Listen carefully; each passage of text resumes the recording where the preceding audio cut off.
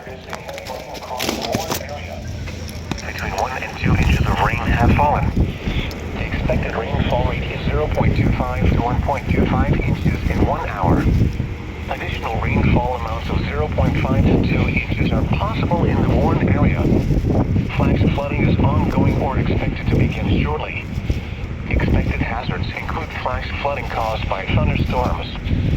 Source: radar. The following effects are expected: flash flooding of small creeks and streams, urban areas, highways, streets, and underpasses, as well as other poor drainage and low-lying areas.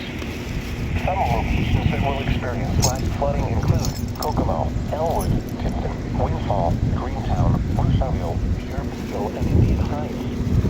Turn around, don't drown when encountering flooded roads. Most of flood deaths occur in vehicles. Repeating, a flash flood warning has been issued until 1:30 p.m. Eastern Daylight Time for the following counties in Indiana: Howard and Tipton.